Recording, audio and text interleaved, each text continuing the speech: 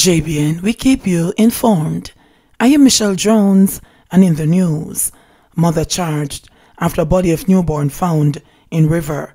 A St. Mary woman is scheduled to appear before the court on Thursday to answer to the charges of concealment of birth after the body of a baby was found in a river in Belfield district in the parish.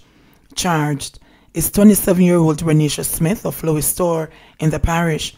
The police said that about 5:10 p.m. last Tuesday, the body of the newborn baby, believed to be the child of Smith, was found in a river in the area. The police were called and the body removed from the water. It was taken to the morgue pending a post-mortem. Smith was arrested on Friday following an investigation and charged yesterday. Two charged with murder of Clarendon priest. The police have charged two men in connection with the September 23, 2020 murder of 36-year-old Reverend Father Laureus Lewis in Chapelton, Clarendon. Charged are 22-year-old Lloyd Thompson, otherwise called Dan J, and 20-year-old Tafari Wilson, both of Roxborough District in Clarendon. Lawmen said that about 4:30 p.m., both accused and Lewis got in an argument when a piece of furniture was used to strike him over the head. They then reportedly stole one desktop computer, one tablet, a Samsung A10 smartphone from the house, and a 2018 Honda Creta motor car. An investigation was launched, which led to the arrest of both suspects on Friday, January 22nd. Woman dies after domestic dispute in Clarendon. Man, Acha, this is our brother here, Acha. This is our brother here, see him find over there, so man, then lick out all that windshield and hold him. Jungle justice, the man bring one girl on the beach to kill her. And I run the car over her, and the man then just block the road for him, see him there? Kill him and kill him with the car and the head bust up and see. And then drop all a stone in the van. A woman who was hospitalized following a dispute with a man she was said to be in a 3-year relationship with has died. Dead is 28-year-old Apollonia Jacto from Mitchelltown, Clarendon. The mother of the deceased said she succumbed to her injuries Friday night, just hours after being admitted to hospital. This latest development sparked a second protest on the afternoon as the relatives of the deceased took to the streets of Lionel Town, bearing placards in a desperate cry for justice for the woman. One relative claimed that the police was tardy in carrying out their job, adding that a formal investigation is yet to commence into the incident. Faye Campbell, the mother of the deceased, says she's constantly being given a runaround each time she visits the station. Campbell said her daughter was in a relationship with the man whom she confirmed was her co-worker. "I'm very disappointed. They had an argument and he carried her to Salt River because he has an intention. He should have taken her to the station instead," she said, adding that the accused ran his vehicle over her daughter and left her on a lonely road to die. Other residents saw Scar live in the area and heard her crying for help and went and assisted her. However, according to the constabulary's corporate communications unit, the man involved in the incident was alerted to his motor vehicle, where he reportedly saw Apple with a stone and the windscreen damaged. He said they got into a tussle and she stabbed him with a knife in the back. An investigation has been launched into the incident, and the police are asking eyewitnesses to provide statements, after which charges will be laid. Police kept busy in the Area 4 Police Division. Over the past several weeks, security personnel have been kept busy processing numerous crime scenes in the Area 4 Police Division, which covers Kingston. Among the latest victims are Angelita McPherson, 49, who was shot and killed by unknown assailants along Wild Street, and Harry Dog McLeod, who was killed on Darling Street, both on Sunday. Reports from the Elliston Road Police are that about 12:50 p.m., McPherson was walking along the road when she was pounced upon by 3 armed men who opened fire at her. She was taken to hospital, where she was pronounced dead. One woman said that McPherson previously lived on Water Lane, but had fled because she was receiving threats, part of an ongoing war, but persons said she was not part of the conflict.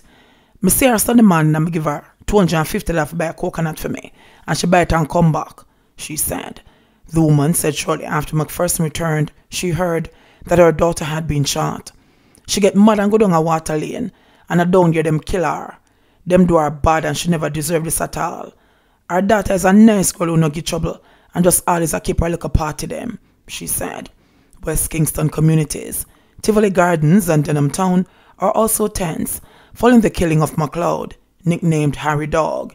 He was a reputed top lieutenant of former strongman Christopher Dodo Skoke. One Denham Town resident said that persons have been living in fear even before McLeod's murder. No matter how the police said them lock down the community, the man them find a way for coming. Say no make no sense of police there either, he said. A Tivoli Gardens resident said that since McLeod's killing, no one from her block had ventured out. Me all me do are not this morning. I'm not even budge because me don't know his who. Me not even go work. I'm not sure if me I go tomorrow. The entire building afraid. The man them now come out and me can tell you say them gun they too far to defend themselves if the need arise, the resident said. Yellows High student test positive for COVID. Face-to-face classes suspended. The Yellows High School in St. Thomas will be suspending face-to-face classes this week after a student tested positive for COVID-19. The school says the student last attended classes on January 15 after displaying what appeared to be sinus issues. This means the incubation period would have now ended. However, the student has two siblings who continued to attend school. The authorities will be using the week to do deep cleaning and sanitizing. In the meantime, all classes will now be online. In September, the school also had to be closed for deep cleaning after a teacher tested positive for the virus. More JUTC buses for downtown Kingston after threats over murder of Harry Dog. The Jamaica Urban Transit Company, JUTC, says it will be deploying additional buses to downtown Kingston in response to reports of a potential threat of violence. The company's decision comes after news of potential reprisal action in response to the murder of community leader Harry McLeod, better known by his alias Harry Dog. It has been reported that businesses and shoppers have been told by gangsters to leave the area. McLeod, 51, was shot several times by unknown assailants at the intersection of Darling Street and Spanish Town Road on Sunday morning. He has been described as the right hand to Kingpin Christopher Dodo Skoke, who was arrested on drug charges and extradited to the United States in 2020. Commissioner of Police Major General Anthony Anderson yesterday said the Kingston West Police were already on the hunt for specific individuals who are believed to be responsible for McLeod's murder. JUTC urged commuters to take all necessary steps to protect themselves and to monitor the media for further updates. 28 road fatalities so far this year. Jamaica has recorded 28 fatalities so far this year, prompting an appeal from the Road Safety Unit for motorists to reduce their speed on the nation's roads. Director of Road Safety Unit, Canute Hare, is urging all road users to exercise greater care on the roads.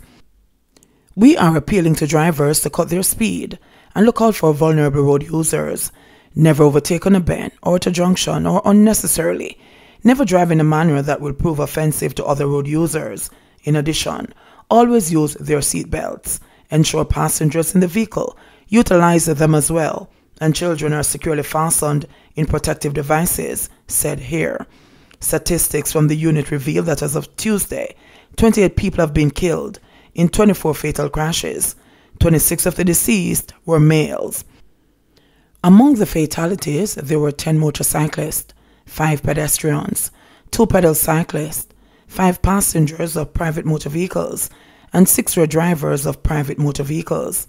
Here added that despite the nightly curfew implemented and the impact of COVID-19, it is still worrying as motorcyclists and pedestrians continue to be the road users being killed and need to be extra cautious in the traffic environment. In order to have a good start to the new year, road users must obey the rules of the road at all times. We cannot afford to lose anyone else. Slow down and save lives. 75-year-old man dies from COVID. 195 new infections. Jamaica recorded 195 new cases of COVID-19 yesterday, bringing the total number of confirmed cases in the island to 15,973. According to the Ministry of Health and Wellness, the death of a 75-year-old man from St. Anne brings the country's death toll to 353. Of the 195 new cases, there were 81 males and 112 females, with ages ranging from 4 months to 96 years. The genders of 2 of the cases are still under investigation. The cases were recorded in Kingston and St. Andrew, 47, Manchester, 37, St. Catherine, 32, Clarendon, 18, St. James, 14, St. Elizabeth, 9, Trelawney, 8, Hanover, St. Mary, St. Thomas, 7 each, St. Anne, 5, and Westmoreland, 4. The country also recorded 40 recoveries, bringing the total number of recoveries to 12,108. JBN, we keep you informed. Please remember to subscribe, like, share. Leave us a comment and click the notification bell to receive our daily news items.